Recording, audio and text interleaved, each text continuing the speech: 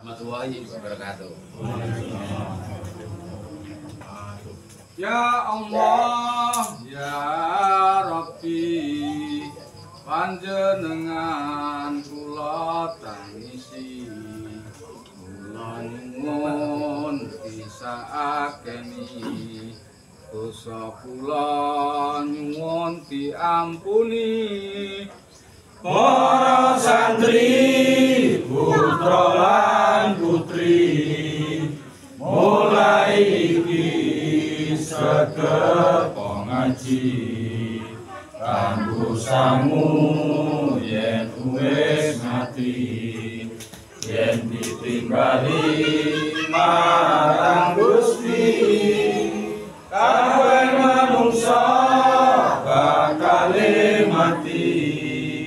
Yen wis mati terus diadusi, diwuduni ya diminyaki, dipocong karo kain mori, dicekake terus disolati, dilebokke ning jero jeburi, dikubur ning jero bumi, jero kuburan rasane wedi, sing lawan kabeh padha bali, ora ana sing gelem ngancani, ora ana sing gelem nunggoni.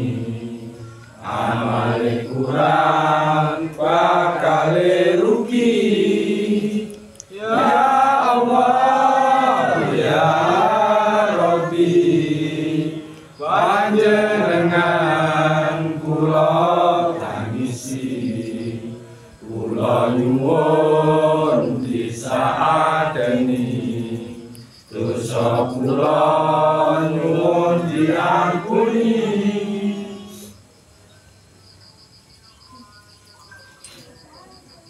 Napa tegese piweling para sepuh hanyingkirana tembung sekawan. Tembung sekawan ini nomor 1, ora bisa. Ora bisa itu maksudnya wis nutup korining pikiran. Nutup korining pikiran. Kori itu maksudnya pintu. Pintu sudah tertutup. Orang kalau bilang ora iso, itu berarti korining wis tertutup. Pintunya tertutup. Ini termasuk ulang reh. Ingat ya. Yang tanya ini termasuk tanya tentang mate. Nomor loro, nomor kali, ora mungkin. Nah, ora mungkin itu tegese nutup wiwaraning ajaib. Wiwaraning ajaib maksudnya nutup keajaiban. Nek wong muni ora mungkin, itu berarti wis nutup keajaiban diri sendiri. Setiap saat manusia pasti punya keajaiban. Itu pasti. Ya toh? Kalau ada tentang orang berbicara terus bilang orang mungkin, berarti orang mungkin kan berarti orang percaya. Orang percaya adanya keajaiban. Nah, maksudnya kata-kata tadi itu harus percaya adanya keajaiban. Seperti seperti Rasulullah waktu Isra Mi'raj. Itu kan keajaiban. Nah, kurang lebih seperti itu contohnya. Kalau di ijawantahkan jadi banyak sekali. Tuh. Nomor 3, wis ngerti, kata-kata wis ngerti. Wis ngerti iku nutup pintu ning ajaran. Maksudnya ini wis ngerti pamane ada membeli pelajaran apapun. Selalu jenengan bilang, aku wis ngerti, aku wis ngerti. Nek kata-kata muni aku wis ngerti, iku nutup pintu ning ajaran. Maksudnya ajaran tertutup karena ajaran itu banyak. Ajaran itu banyak, walaupun satu pintu, misalkan 10, loro tambah 8 ya 10, 5 tambah 5 ya 10, 3 tambah 7 ya 10, 4 tambah 6 ya 10.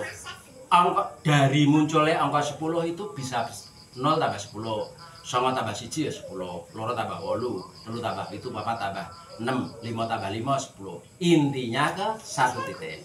Kan kurang lebih paham ya tentang itu ya. Nek kalau tak jawantahkan nanti banyak. Terus nomor sekawan mengko dhisik iku saektine ora rumangsa yen numpuk tanggungan ayahan. Kata-kata mengko dhisik. Apapun pelajarannya, nek dijawab mengko dhisik iku jenenge numpuk ayahan, numpuk tanggungan. Itu ora oleh. Jadi intinya napa tegese pewiling para sepuh hanying kirana tembung sekawan iku kata setunggal ora bisa, terus loro ora mungkin, telu wis ngerti, terus papat mengko dhisik. Maksudnya petang perkara iku kudu disingkirno. Itu piwulange para sepuh dulu. Jadi ini pelajaran ulang reh yang mana yang kalian ingin tahu tentang ulang reh zaman-zaman Kasunanan dulu, pelajarannya kurang lebih seperti itu. Ini ada yang tanya lagi tentang akikoh, kata-kata yang seperti ini. Setiap anak tergadekan dengan akikohnya yang disembelih pada hari ke-7, dicukur rambutnya dan diberi nama. Hadis riwayat Tirmidzi, Ibnu Majah, Abu Dawud. Maksudnya kalimat tergadekan itu menurut ulama itu anak, apabila anak yang belum diakikoi terus meninggal dunia, anak yang belum pernah diakikoi terus meninggal dunia, itu tidak akan memberi syafaat kepada kedua orang tuanya walaupun anak itu kecil. Anak kan kadang ada dari baru lahir mungkin 1 bulan meninggal, 1 minggu bahkan sehari dan lain-lain. Diakikoi boleh, malah itu bagus diakikoi walaupun anak yang sudah meninggal diakikoi itu bagus. Terus tanya lagi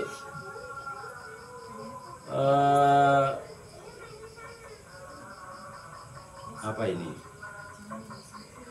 Oh, apakah akikah itu boleh kambing betina atau jantan? Sabda Rasulullah, akikah untuk anak laki-laki itu 2 ekor kambing atau domba. Untuk perempuan 1, laki-laki 2, perempuan 1. Tidak masalah kambing tersebut jantan atau betina. Hadis riwayat Abu Dawud. Jadi nggak apa-apa. Jadi istilahnya kalau pakai kambing betina atau domba jantan atau betina itu tidak masalah. Yang penting 1, kambing tersebut sehat dan cukup umur, pernah ganti gigi. Maksudnya pernah ganti gigi itu tidak gigi susu. Kambing anakan tidak boleh. Berarti kambing paling tidak umur 1 tahun, minimal 1 tahun itu sudah pernah tanggal giginya dan tumbuh gigi baru. Jadi pernah lepas dan gigi muncul gigi baru. Itu kambing kalau tidak minimal harus umur 1 tahun. Itu kambing itu harus sehat. Kalau bisa gemuk, jangan kambing kurus dan jangan kambing cacat. Jadi tidak boleh kambing cacat. Kurus juga nggak boleh. Nah, itu jadi usahakan kambing gemuk, tidak cacat, tidak kurus. Dan cukup umurnya minimal 1 tahun atau dia sudah ganti gigi, istilahnya sudah, kalau orang-orang Jawa bilang kambing powel, bukan poleng. Ada yang tanya lagi tentang ini? Ya. Ini masalah kambing, ada di sebelah gitu ya. Ini berupa daging. Katanya yang akikah itu nggak boleh ikut makan daging itu. Oh boleh. Cuman ada yang berpendapat yang akikah, yang anak tersebut yang akikah tidak boleh makan. Tapi semestinya boleh. Cuman semestinya kan hanya sedikit bagian. Tapi sebaiknya dikasihkan, diamalkan orang semua. Jadi kalau beli kambing yang untuk akikah itu dikasihkan untuk amalkan semua, yang untuk diri yang akikah tersebut tidak. Biasanya kan akikah anak kecil, umur 7 hari cukur rambutnya diberi nama terus diakikahi. Tapi ada kalanya orang tua yang tidak punya uang pada saat itu, belum punya rezeki. Anak lahir sudah 7 hari diberi nama, cukur rambutnya diberi nama, diakikahi. Aturannya kan 7 hari. Hitungannya hari bagaimana? Kalau dia lahir siang, berarti dihitung hari pertama. Kalau lahirnya malam, berarti dihitung besoknya. Paham ya? Misalkan ini malam Selasa, anak itu lahir, berarti 1 harinya besok. Berarti Selasa, Rabu, Kamis, Jumat, Sabtu, Minggu, Senin. Itu 7-nya. Tapi kalau lahirnya tadi siang, tadi duhur misalkan, anak tersebut hari duhur, dihitung 1 hari berarti Senin, Selasa, Rabu, Kamis, Jumat, Sabtu, Minggu. Nah itu 7 harinya itu. Jadi akikoh biasanya 7 hari, cukur rambutnya diberi nama diakikoi. Itu kan bagi yang punya rezeki. Kalau nggak punya rezeki diundur ya nggak apa-apa. Dan akikoh itu memang aturannya seperti itu, aturan Rasul seperti itu. Tapi seandainya nggak apa-apa, karena kadang di hadis disebutkan begitu, tapi kadang pemakai ijma kias nggak apa-apa. Kalau memang orang tuanya belum mampu mengakikoi. Rasul sendiri diakikoi? Ya tidak. Rasul sendiri kan orang tuanya meninggal dunia. Rasul sendiri waktu lahir sudah yatim kan, Rasulullah. Terus habis itu yatim piatu. Jadi ya belum sempat orang tuanya mengakikoi. Akikoi itu dari orang tua ke anak. Tapi misalkan akikoi untuk diri sendiri, miturut ijma kias yang sekarang para ulama boleh. Maksudnya begini, saya itu waktu lahir belum pernah diakikoi sama orang tuaku, karena orang tuaku tidak paham tentang agama, atau mungkin tidak mampu membeli akikoh atau beli bacaan, beli kambing dan lain-lain untuk mengakikoi diriku. Suatu saat saya besar nanti, terus aku kepengen akikoh, uangku ini dikasihkan orang tua dulu, uang untuk orang tua untuk mengakikoi kita, gitu loh. Kalau kita belum diakikoi. Tapi tanya lagi, loh seandainya orang tuanya sudah meninggal dunia, bagaimana? Ya nggak apa-apa, mau diakikoi diri sendiri. Cuman aturannya akikoh itu dari orang tua ke anak, bukan orang anak itu mengakikoi diri sendiri, bukan, tapi dari orang tua anak. Seandainya anak itu sudah tumbuh dewasa, sudah remaja, atau mungkin sudah dewasa, dia belum pernah diakikoi orang tuanya meninggal dunia, sudah meninggal dunia, dia mau mengakikoi dirinya sendiri ya nggak apa-apa. Itu miturut ijma seperti itu. Jadi kadang-kadang apa yang di hadis belum pernah ditemukan itu dicari di ijma atau kias para ulama. Ada yang tanya lagi? Kebetulan di pelajaran akikoh niki ya, kemarin teman saya tuh bertanya, aku arep akikoh, aku akikoh, tapi aku digawe. Nah, apakah boleh untuk kajakan atau untuk makan? Boleh. Memang akikah kan untuk diberikan, untuk bancaan. Akikah kan untuk diberikan kepada orang lain. Maksudnya kan gini, ngiras-ngirus. Iya, betul. Aku akikah tak go acarane sunate anakku. Kan bisa saja Nikahan, untuk pernikahan. Ya enggak salah. Boleh itu. Bancaannya akikah itu untuk itu. Wong akikah itu tujuannya hanya apa? Penebusan doanya itu kurang lebih itu tulangku untuk menebus tulangnya si anak tersebut, darahnya untuk menebus darahnya anak tersebut, rambut dari hewan tersebut, itu sifatnya hanya penebusan sifatnya. Kurang lebih seperti itulah intinya. Akikah itu kurang lebih seperti itu.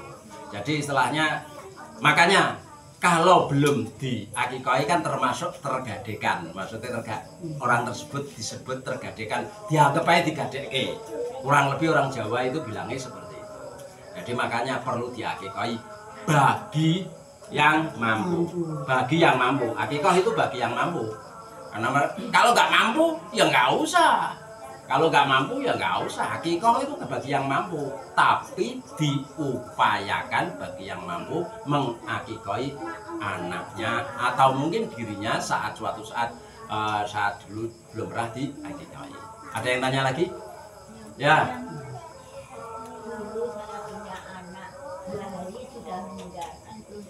Nah, ya diakikoi boleh yang kalau punya uang. Nah, kan gitu. Yang bertanggung jawab jawab siapa?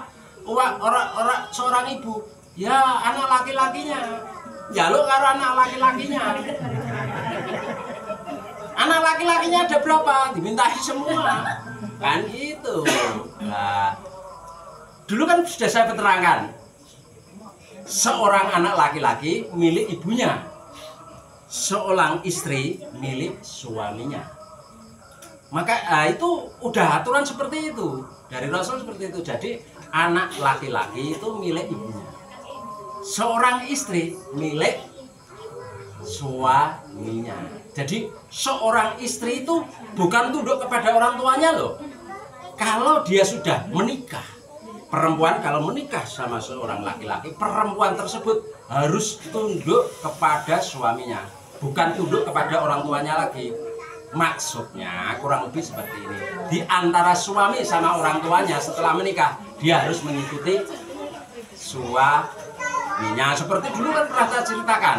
Dulu ada seorang sahabat Rasul yang berperang saat itu pesan sama istrinya, sebelum aku pulang, kamu tidak boleh pergi dari rumah. Terus adiknya, si suami pergi, adik iparnya datang menjemput kakak perempuan ini, bilang kalau orang tuanya sakit, kamu harus datang. Aku nggak bisa datang karena aku dipeseni suamiku, kalau suamiku belum pulang, aku tidak boleh pergi dari rumah. Tak disusuli lagi, orang tuamu sakit parah, kamu harus datang. Aku tidak bisa karena aku disuruh suamiku menunggu suamiku pulang. Kalau suamiku belum pulang, aku tidak boleh keluar rumah. Susuli lagi, dikasih tahu Mbak Yune tadi, kakak perempuan, orang tuamu meninggal, orang tua kita meninggal dunia, kamu harus pulang. Jawabnya apa? Aku tidak berani keluar karena suamiku pernah bilang kepadaku, aku dilarang keluar rumah sebelum suamiku pulang. Si adik laki-laki tadi lapor ke Rasul. Rasul bilang, waktu itu perang jihad, dilapori punya kakak kok tidak tunduk kepada orang tuanya, istilahnya. Yang dibenarkan Rasul siapa? Ya istrinya tadi. Setelah hijab kabul, setelah perempuan hijab kabul sama laki-laki, hijab kabul itu, perempuan kekuasaannya sang istri itu pertanggung jawabannya suami. Nah gitu. Jadi istri milik suami. Suami milik siapa? Milik ibunya. Nah itu yang penting. Jadi harus tahu. Makanya kadang-kadang itu seorang suami itu suka perintah. Lainnya sama dengan seorang istri. Memang dari dulu itu sudah kebiasaan laki-laki perintah. Misalkan laki-laki di sini buat kayak kopi, ambilkan rokok, rokoknya padahal di situ loh, ambilkan rokok, ambilkan apa? Itu seorang suami sudah wataknya seperti itu, wataknya gak jadi salah ke. Dan seorang suami wataknya ya aleman. Kalau sakit, aku kerok ya, aku pijeti, aku pokoknya sambat lah, bos. Ketoknya gagah, tapi tetap kalah sama perempuan. Tetap laki-laki kalah sama istri, tangguh seorang perempuan. Istri sakit mesti gerak sendiri, sakit dia berobat sendiri. Pokoknya orang perempuan sakit itu mengurusi dirinya sendiri. Prosentase seorang istri itu tangguh mengurus. Nek suami sakit, aleman biasanya lapor karo istri, badan kurang enak, gini-gini mulai gitu. Nek perempuan biasanya sakit itu dia diem, dirasakan kecuali sakitnya sangat yang mana dia nggak tahan. Kalau masih tahan itu laki-laki cengeng, sakit sedikit lapor, sakit sedikit lapor.